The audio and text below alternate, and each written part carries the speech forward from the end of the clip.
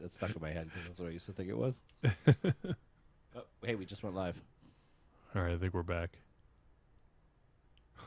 Sorry about the technical difficulties, folks. We're just going to wrap up soon anyways. The Technicos. The Technico and Rudo difficulties. All right, I don't know if that was open broadcaster that was screwing up. Internet. Seemed like the internet did not go down, so I don't know. All right, we're back. And everyone probably jumped out. Like, I guess it's over. Yeah. And one thing, I guess, to kind of reiterate, too, when we do these things, like, feel free to ask us questions or ask us questions on Twitter. I think at this point we've all kind of, when we're working, we've got one browser up to all of our social media stuff. So we're kind of following what's going on all the time to see what people are saying and see what people are talking about. So. Yeah, absolutely. We had someone, might as well give him a shout out. He's probably not watching, but Michael Silverman on Twitter just tweeted out, if you're a fan of wrestling, check out Rudo Resurrection by Rotary Games. They're also on Steam Greenlight. So he threw out the Kickstarter link. So thanks, Mr. Silverman. Cool. Thank you. I will say, as someone who hasn't really used Twitter before, like, it's very frustrating being limited to the number of characters and wanting to post something up there and just like going over by 2 characters. Like, that's you have to like use like the and symbol instead of and like all these like shortcuts. No commas. Yeah. No punctuation at all, really. Yep. So, all right. Well, I think we lost a bunch of people in that technical difficulties. So, give everyone one more chance. If you have any final questions, type them in the chat room, tweet them out to us, and we'll start to wrap up. And if not, if we don't get any questions, we'll take them. I think we're going to be on next week on Monday. I think. Stay tuned. We want to do them on Mondays, but this past Monday was we were all getting back from Pennsylvania. It was a holiday, so there was just a lot going on. But in the future, I think we're going to be doing these on Mondays. So you can mark that down in your calendar for Mondays. We'll let you know in the next couple days, hopefully. One thing that might be useful too, in order to make sure that we have actually a number of questions to go with, like feel free to tweet us questions throughout the week, and it may be something where we can save those up and run through them next time we do a chat as well. We'll have to come up with a hashtag, right? Yeah. Rudo Dev Chat. Sure. I can't imagine anyone else is using Rudo Dev Chat in the world, so maybe we'll do that. And I actually I think I threw it on something earlier. Let me see if that pops up, if anything comes up with Rudo Dev Chat. Yeah, no results at all. So there you go. That's our hashtag. We claim it. We just claimed it right now. Rudo Dev Chat. Rudo Resurrection is too many precious characters. Anyway, exactly. So. Matt would hate to have to type that in. Hey, as long as I got a keyboard, I can type. So in the future, if you would like to ask us questions via Twitter, you can do so by using the hashtag RudoDevChat. And we'll take any questions. That way it's super easy to pull them up if we have a single hashtag, and we'll answer them next time. We're also, for those of you who are CHIKARA fans, we're also on the CHIKARA 101 message boards. So it's just chikara101.com.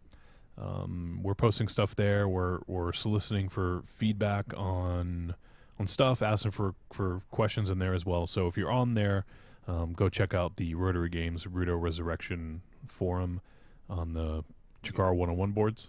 We got another question. Oh, okay, cool. Randver, wait, I'm going to say that wrong. Randver Viking said, how are you finding working with Unreal? Oh, that's a good question. It's unreal. Beep, just got Unreal. Yeah, I mean, it's pretty amazing. I like, you were talking about Blueprints earlier, and for those who don't know, Blueprints are basically a visual scripting program for basically doing anything. Yeah, it's if anyone's familiar with Unreal previous to this, it was Kismet, and this was like Kismet Plus. Yeah, this is Kismet on crack. Leveled up. So yeah, it's pretty amazing. I mean, I've worked with proprietary stuff in Turbine for all my career, and this is walking in here is just it felt natural as a dev, and but it felt super powerful, right? I mean, we were able to pretty much build. We built our AI. We've built the entire game so far with blueprints only, and using no engineering code whatsoever. And so that's another, I think, feat of ours. Is just we're going to try to stick to that as long as we can. We've been able to do everything with Unreal, and it's just, I don't know, it's super powerful. Sometimes it gets a little scary because there's It's ridiculously extensive in what you can do. You want to go do something, and you're like, how do I even, oh my god, there's 7 ways to do this, but that's but that's good because there's not 0 ways to do it. There's 7. So and as far as just like asset integration goes, it is asset creation, asset integration. Getting your artwork into the game is a beautiful, simple process. Being able to rely on or talk with both the Unreal developers and just the Unreal development community is an incredible resource as well. If you're trying to do something and you're kind of bashing your brain against the wall, chances are someone else has also been trying to do something maybe not exactly the same but very similar, and you can find discussions regarding those. And also Unreal, Epic has been very supportive as far as producing a lot of samples and tutorials for people that either have used the engine before and aren't sure about the changes between previous versions and UE4, or just want to know how to do something or learn how to do something. Like, they provide all of these extensive sample spaces and tutorials for you to look at and learn, which has been amazing as well. Yeah, and they're very responsive too. Like, didn't we have something with source control? Yeah. We had an issue with source control, and basically we're just like, oh, hey, can you guys take a look at this? And they're like, yeah, sure. And then one of their next big update, they had fixed the thing for us. Yep. So. Yeah. No, they've been really good. I mean, I think we've been on the frontier a little bit, which has been interesting because a lot of times we're trying to find stuff as they're busy scrambling to write documentation. So a lot of it is kind of guesswork. But I mean, they came out with a 23-point tutorial on how to basically get a third-person game up and running. The base level of it, and you can follow those directions and you have a third-person game up and running. And you could just obviously you need a ton of extra work to put that together to make it a AAA title, but it's there for you to kind of start with. And they say go make it.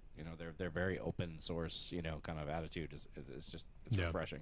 And for anyone out there who's interested in making games, like for Unreal, it's $19 a month, right? Yep. And if you wanted to, you could get Unreal for $19. You could unsubscribe and just keep that build of it.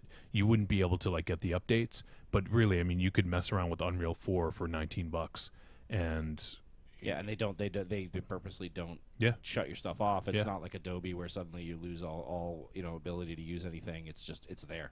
It's just, here you go. Have fun and have at it. So even if you don't want to make a game and you just want to sort of find out what goes into making them, it's awesome. Like, there's so many cool tutorials out there, and some of the stuff is way easier than you think it is, and then some of the stuff is way harder than you think it would be.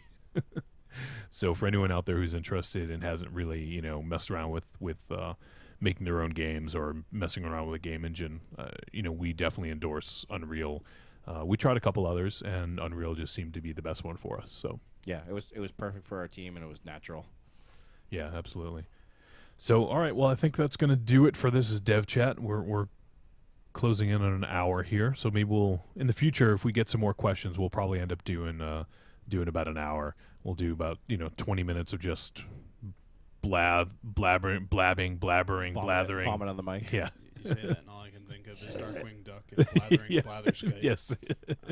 I think that's what I had in my head, and then I was thinking of blabbing. So we'll do some of that, and then we'll take questions for the last 30, 40 minutes or whatever. So if anyone out there has questions for us for next time, like I said, if you're on Twitter, use the hashtag RudoDevChat. And just go ahead and toss out a question, and then we'll answer it next week. You can also head over to CHIKARA 101. You can head over to Rotary-games.com. Facebook, we're on Facebook. Rotary Game. YouTube, Google Plus. Man, everything, every social McDonald's network. Online. No, I'm just kidding. McDonald's Online? I don't know, I was just plugging McDonald's. Are you like a clown? Do you get a clown face or something? No, that's a different wrestling league. So I think that will do it. Matt, thank you for coming in the studio. No problem. Happy to contribute.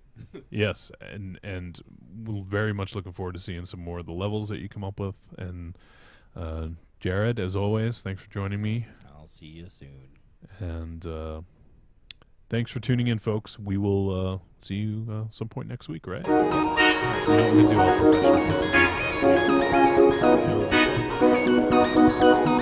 See you folks next week.